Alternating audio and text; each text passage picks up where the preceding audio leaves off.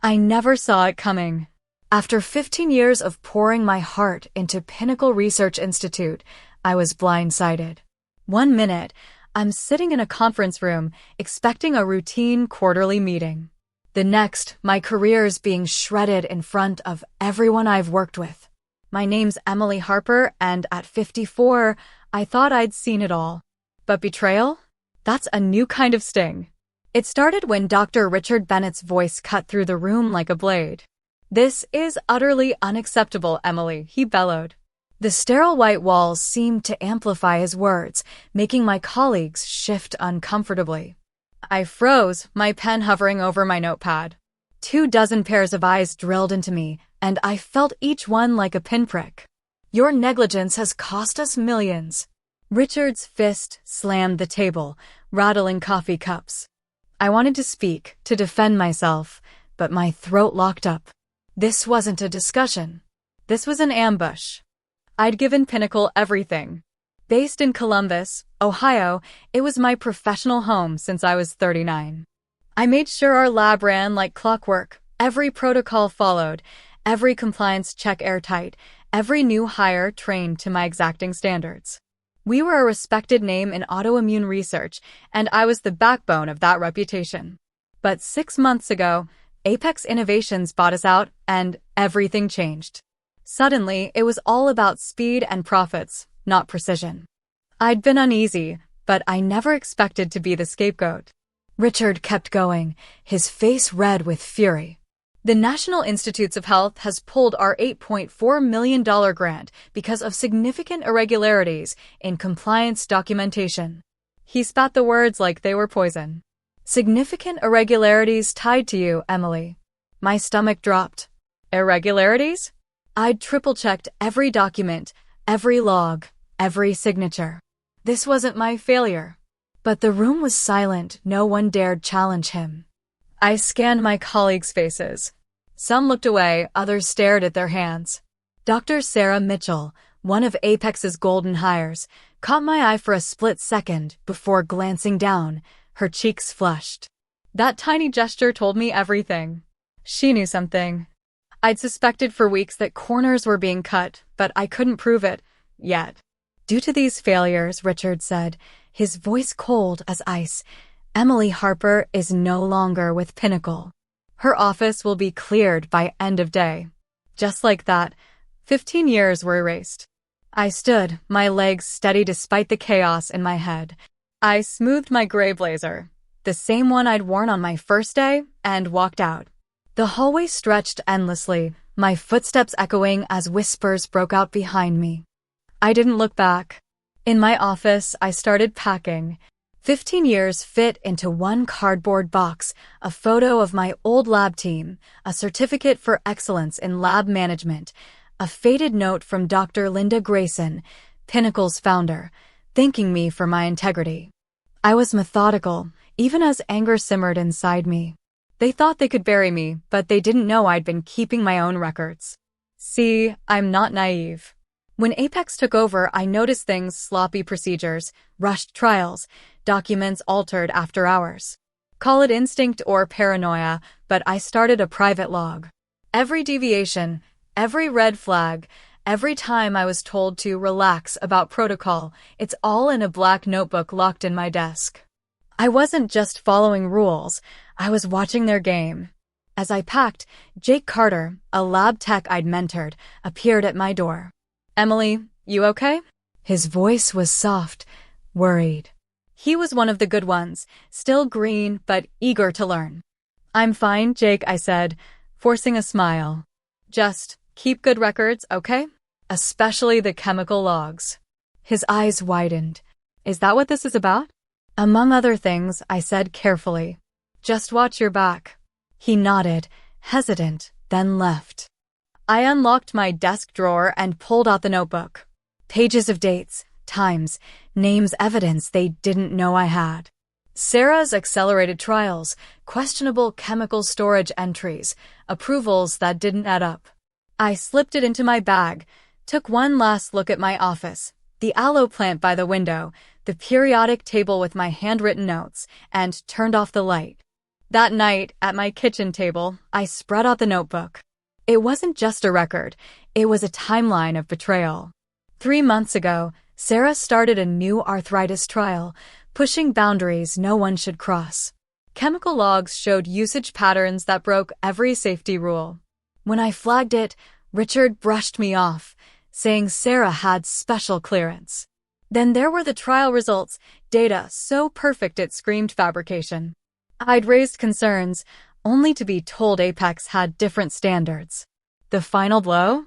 My security logs showed someone using my credentials to approve changes when I wasn't even in the building. Someone set me up, and I had a good guess who. My hands shook as I pieced it together. They didn't just fire me, they framed me to cover their tracks. I took a deep breath and opened my laptop. This wasn't over. I started drafting 2 emails, one to the ethics board, one to OSHA. Every claim backed by evidence, every accusation precise. I wasn't just fighting for my name, I was fighting for the truth. By midnight, the drafts were done. I'd send them in the morning. As I closed my laptop, my phone buzzed. A text from Jake. Everyone's stunned. Sarah looks nervous. I smiled grimly. She should be.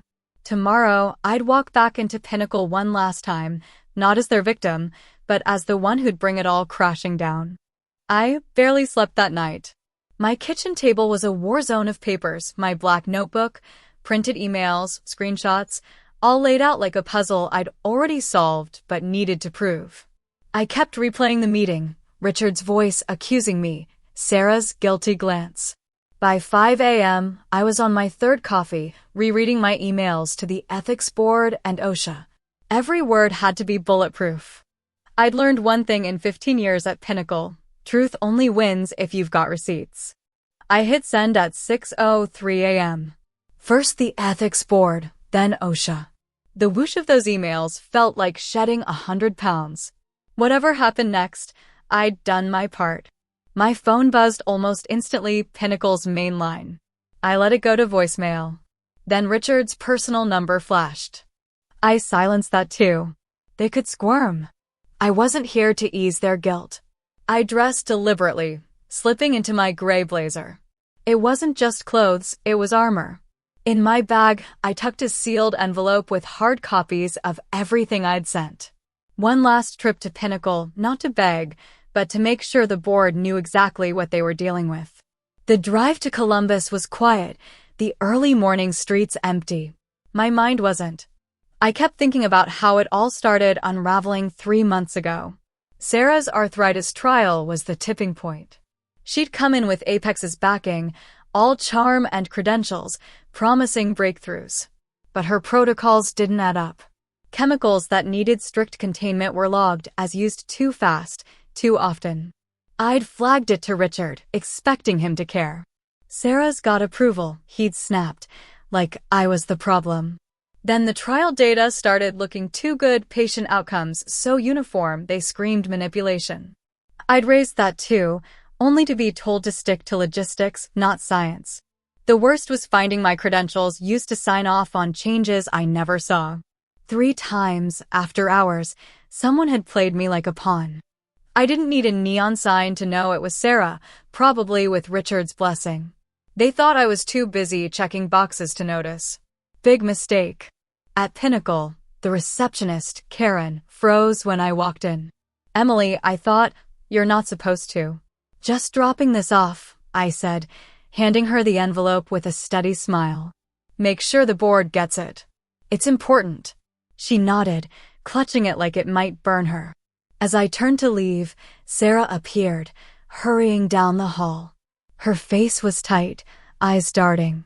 Emily, wait, she called, voice shaky.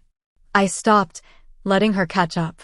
Up close, she looked wrecked, dark circles, nervous energy. Can we talk? She asked, glancing toward Richard's office. Privately. No need, I said, calm but firm. There's nothing to say. Please, she pressed, voice dropping. Yesterday wasn't right. I tried to speak up, but you didn't. I cut her off. Just like you didn't hesitate to fake those chemical logs or use my login to push through changes I never approved. Her face went white. How did you? 15 years, Sarah. I know every system, every audit trail. Did you think I wouldn't check? She swallowed hard, eyes flicking around like she was trapped. It was Richard, she whispered. He said we had to speed things up for Apex's quarterly report. He said you were slowing us down with all your rules. Those rules keep our work honest, I shot back. They keep people safe. But you already knew that. What did you do? Her voice was barely audible, like she already knew the answer. My job, I said simply. What I've always done. I walked out, her stunned silence trailing behind me. The air outside felt sharper, cleaner. By noon, my phone was blowing up unknown numbers, probably reporters or investigators. I ignored them. At 2 p.m., a local news alert popped up. OSHA inspectors had descended on Pinnacle for a surprise audit. I didn't smile, but I felt something close to it. The gears were turning. Then an email hit my inbox that stopped me cold. Dr. Linda Grayson, Pinnacle's founder, retired for years, but still a legend in our field. Emily, it read, the ethics board reached out about your report. I always knew you were the heart of my lab. Can we meet? There's more to discuss. I sat back, my pulse racing. Linda's name carried weight, more than Richard's, more than Apex's. If she was stepping in, this wasn't just about me anymore. It was about Pinnacle's soul. I drove to her house in Columbus's historic district that afternoon.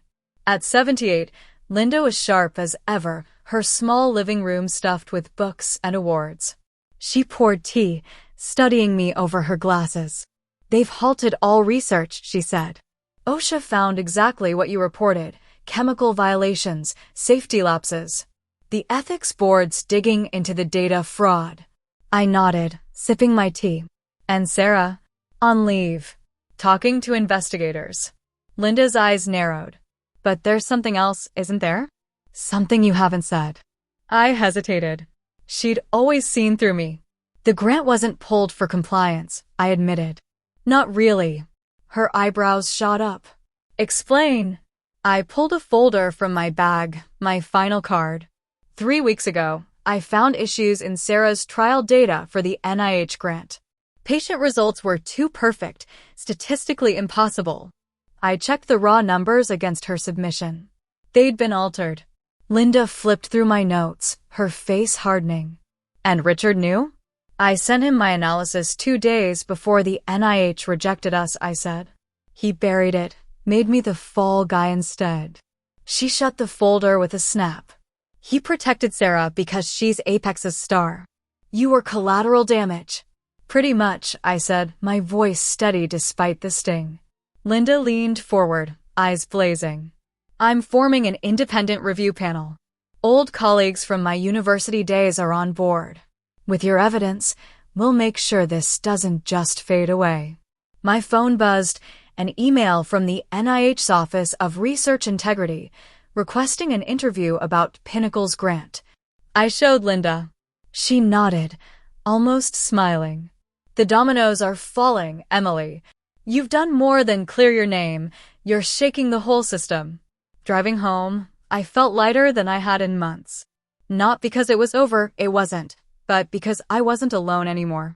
Linda's faith, the NIH's interest, OSHA's boots on the ground. It all meant the truth wasn't just mine to carry now. But I wasn't done. Not yet. The next few days were a blur, like I'd stepped into a storm I'd started. My phone didn't stop, calls from numbers I didn't know, emails piling up, a few texts from Jake saying Pinnacle was chaos. OSHA's inspection had turned the lab upside down, and whispers about Sarah's leave were spreading like wildfire. I stayed calm, focused. This wasn't about gloating, it was about making sure the truth stuck. Dr. Linda Grayson's words kept me grounded. Her offer to form a review panel wasn't just talk. By the end of the week, she'd rallied 3 heavyweights from her old university network, professors with clout in ethics and compliance. We met at her house again, this time with stacks of my evidence spread across her dining table. I walked them through everything, the faked chemical logs, the doctored trial data, the unauthorized use of my credentials. They listened, asked sharp questions, took notes. One of them, Dr. Paul Newman, leaned back and said, "Emily, this isn't just a lab issue. This is systemic. Apex pushed Pinnacle to cut corners, and you caught them red-handed." I nodded, my jaw tight. They thought I'd roll over. Linda smiled faintly. "They underestimated you." That meeting lit a fire in me. I wasn't just fighting for my name anymore. I was exposing a machine that chewed up integrity for profit. But I had to be careful. Apex was big, with lawyers who could bury me in paperwork if I slipped up. So I kept documenting, cross-referencing every email, every log, every conversation I could recall. My kitchen became mission control, my laptop humming late into the night. Then the NIH called. Their Office of Research Integrity wanted me in DC for a formal interview. I'd expected it, but the reality hit hard. This was federal now. I booked a flight, packed my blazer, and spent the plane ride rehearsing my answers. I wasn't nervous, exactly. More like resolute. I'd been the keeper of Pinnacle's standards for 15 years. This was just another kind of audit, and I knew how to pass. The interview was intense. 3 investigators, a conference room, 2 hours of questions. They wanted details, dates, names, systems. I gave them everything, backed by my notebook and digital copies I'd emailed ahead. Ms. Harper once said, "A woman with a clipped voice, your logs show someone accessed your account after hours." Any idea who? Dr. Sarah Mitchell had the motive and the access, I said evenly. Her trials were the ones being fast-tracked. And Richard Bennett signed off on her work. They exchanged glances. I could tell they were already digging deeper than Pinnacle expected. When I left, I felt steady, like I'd just run a marathon and crossed the line upright. Back in Columbus, things escalated. A local news station ran a segment, Pinnacle Research Institute under fire for safety violations. They didn't name me, but they didn't have to. By evening, my inbox had messages from former colleagues, some supportive, others fishing for gossip. Jake texted, "Sarah's cooperating with OSHA. Word is she's spilling everything." I didn't reply, but I filed it away. If Sarah was talking, Richard was in trouble. Then came a call I didn't expect. "Ms. Harper, this is Dr. William Foster from Ohio State's Medical Research Division." His voice was warm, professional. "Linda Grayson recommended you. We're looking for a compliance and ethics director. Interested?" I froze, gripping my phone. A job offer, out of nowhere. Not just any job. My expertise, my values, wanted somewhere new. "I'd like to hear more," I said, keeping my tone neutral despite the rush in my chest. "Great. Can you come in next week?" I agreed, hung up, and sat there, staring at my kitchen table. For the first time in weeks, I let myself hope. Not just for justice, but for a future where I could do what I loved without looking over my shoulder. The Ohio State interview was a breath of fresh air. No accusations, no defensiveness, just a panel of researchers who valued what I brought. Dr. Foster led the discussion, asking about my approach to lab protocols. I laid it out. Transparency, accountability, no shortcuts. They nodded, scribbled notes. One professor said, "Your Pinnacle situation, it shows backbone. We need that." Linda's recommendation means a lot, Dr. Foster added as we wrapped up. "But your track record speaks louder. We'll be in touch." I left feeling something I hadn't in months, respected. 2 days later, they offered me the job, Director of Research Integrity. Full control to build protocols, train staff, protect the science. I accepted on the spot. Meanwhile, Pinnacle was crumbling. News broke that OSHA slapped them with 25 violations, some serious enough to draw fines over $250,000. Sarah had cracked, admitting she faked data under Richard's orders. She handed over emails, even recordings, tying him to Apex's push for results over rules. The ethics board was circling and rumors swirled that Apex execs were lawyering up. Then Pinnacle's board reached out. "Ms. Harper, this is Charles Dalton," the chairman said, his voice heavy. "We'd like to meet." Your perspective could help our internal review. I almost laughed. Weeks ago, they'd let Richard throw me out like garbage. Now they needed me? I'll come, I said, but only with my lawyer. The boardroom felt different this time. No Richard, just tired faces around the table. Charles cleared his throat. Dr. Bennett's been terminated. We've cut ties with several Apex contracts.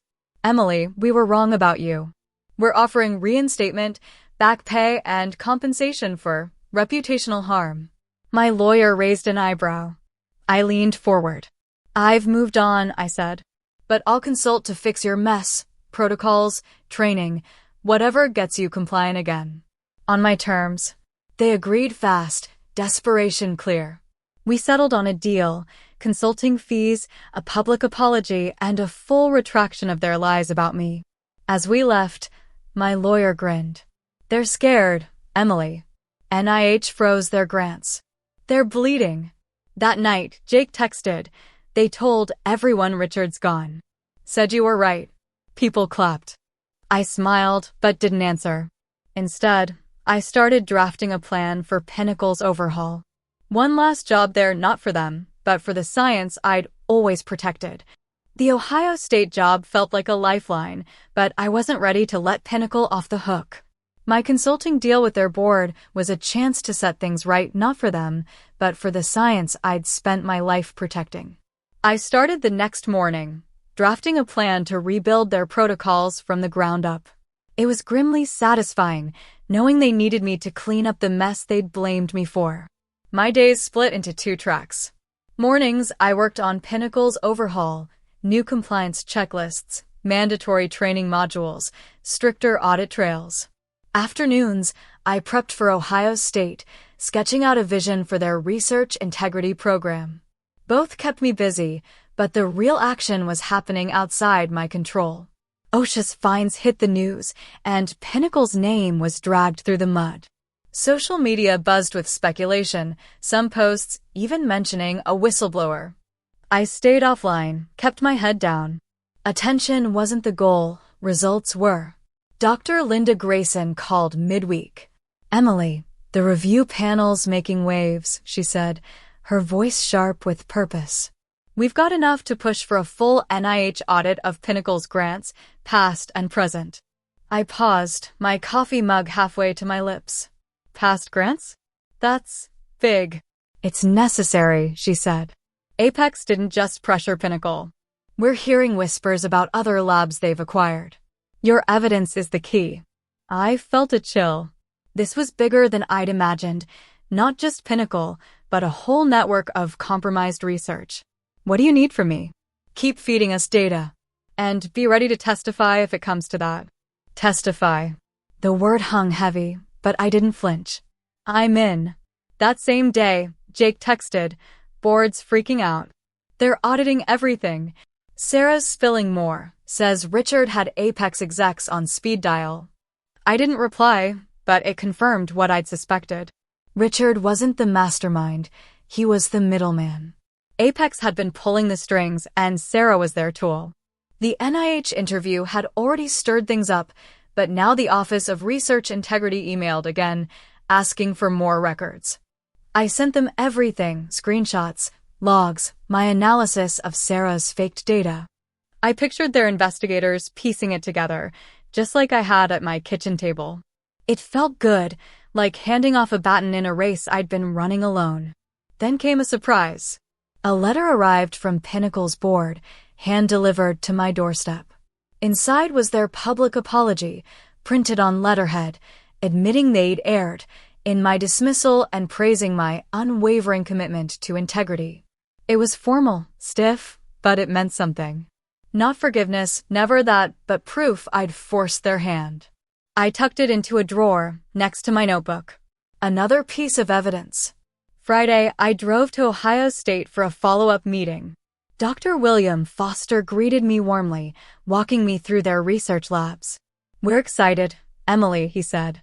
Your program could set a standard for universities nationwide. I nodded, taking it in. Clean labs, eager staff, no corporate shadow looming. I want to build something bulletproof, I said. No one should face what I did. He smiled. That's why we want you. They showed me my office, small, but mine, with a view of campus trees. I could already see myself there, training researchers, catching problems before they spiraled. For the first time in weeks, I let myself breathe. This was a fresh start, built on my terms. Back home, the news cycle churned. A national outlet picked up Pinnacle's story. Ohio lab faces fraud allegations. Sarah's name surfaced, tied to data irregularities. Richard stayed silent, but rumors swirled he'd been cut loose by Apex to save their brand. I didn't care about their damage control. My focus was the ethics board's next move. Linda invited me to a panel meeting that weekend. We sat in her living room, joined by Dr. Paul Newman and 2 others. They'd cross-referenced my evidence with Sarah's confessions. It's damning, Paul said, flipping through a binder. Apex leaned on Richard to deliver blockbuster results. He leaned on Sarah. She faked the numbers to keep up. And when the NIH flagged it, I added, they pinned it on me. Linda's eyes met mine. Not anymore. We're recommending sanctions, Richard, Sarah, and Apex's research division. The NIH's listening. I exhaled, feeling the weight shift. Sanctions weren't just a slap on the wrist. They could bar Apex from federal funding. For a company like them, that was a death knell. As I drove home, my phone buzzed. Another text from Jake. They're renaming the compliance officer role after you. Serious. I laughed, shaking my head.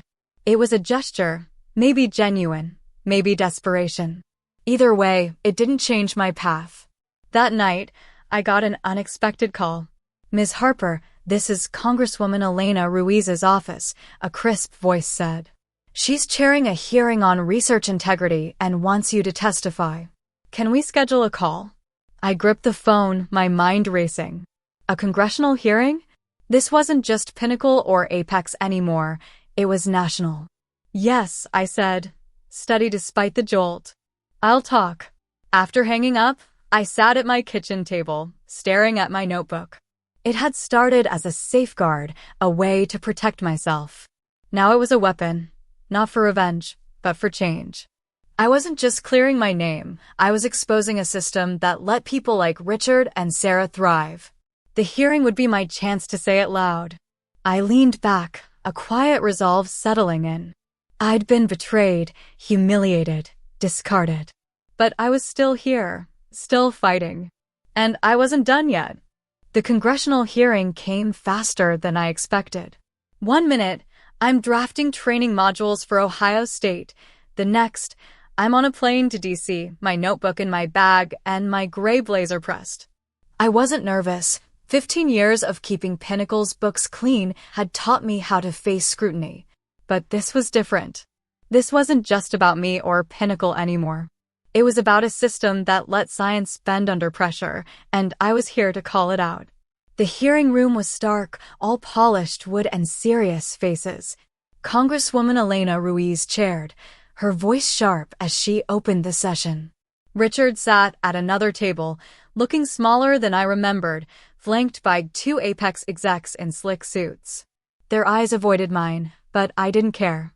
My focus was the truth, not their discomfort. Ms. Harper, Ruiz began, leaning into her mic, walk us through how you uncovered these violations at Pinnacle. I laid it out, step by step. The pressure from Apex to churn out results. Sarah's faked chemical logs and trial data. Richard's orders to ignore protocol. My voice stayed steady, my notebook open for reference, dates, times, evidence. The committee listened, some scribbling notes, others staring at Richard like he might crack. He didn't look up. One congressman, an older guy with a southern drawl, asked, "How common is this, Ms. Harper?" "This, corner cutting." "Too common," I said, meeting his gaze. Funding fights and corporate interests push labs to prioritize speed over safety. It's why we need better oversight and real protections for whistleblowers. The room went quiet for a second. I could feel Richard tense, but I kept going, detailing how my credentials were used to fake approvals, how I'd been framed when the NIH smelled fraud. Ruiz nodded, her expression grim. Thank you, Miss Harper. Your clarity is appreciated. Richard's turn was a mess. He stammered, deflecting blame to systemic issues and miscommunications. The Apex execs were worse. Corporate jargon piled so high it buried them. One tried claiming they'd trusted Pinnacle's leadership, which got a skeptical eyebrow from Ruiz. I sat back, calm. Their words were unraveling them, not me. After, Dr. Linda Grayson met me outside. She gripped my hand, eyes bright. Emily, you didn't just expose Pinnacle. You've got people talking about reform, real change. I managed a small smile. Hope so. Reporters swarmed as we left, shouting questions. I kept it short. I told the truth. That's all. Richard lingered across the hall, watching me. Our eyes locked for a moment, his full of resentment, mine unflinching. He turned away first. Back in Columbus, Ohio State was a whirlwind. My new role officially started, and I hit the ground running, meetings with faculty, drafting ethics guidelines, planning staff training. The team respected me, not as a whistleblower, but as someone who knew her stuff. Dr. William Foster stopped by my office one day, grinning. Heard you made waves in DC, proud to have you here. Just doing my job, I said, but his words warmed me. This place felt right, like a lab where integrity wasn't a fight but a given. Pinnacle, meanwhile, was bleeding. News hit that the NIH suspended all their active grants, pending a full review. OSHA's fines climbed to $350,000, and Sarah's confessions had triggered federal charges against Richard and one Apex exec for grant fraud. She'd cut a deal, avoiding jail but torching her career. I didn't pity her, she'd made her choices. Then Pinnacle's board called again. Charles Dalton sounded weary. Emily, we're restructuring everything. New leadership, new policies. We'd value your input, maybe more than consulting. A permanent role. I almost laughed. I'm happy where I am, I said. But I'll finish the consulting. That's it. He sighed, like he'd expected it. Understood. And thank you. The public apology they'd promised ran in a major journal that week, full retraction of their claims against me. Colleagues I hadn't heard from in years emailed, some apologizing for staying silent, others just saying they admired my guts. Jake texted, "You're a legend here now." They're scared to mess up a single log. I smiled, picturing it. One evening, Linda invited me over.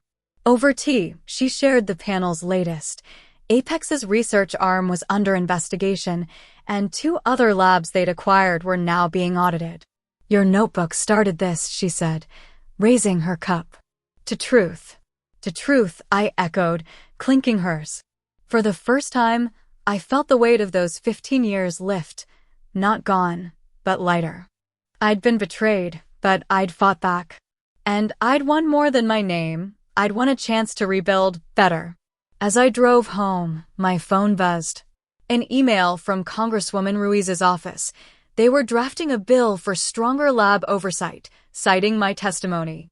I pulled over, staring at the screen. This wasn't just vindication. It was a legacy.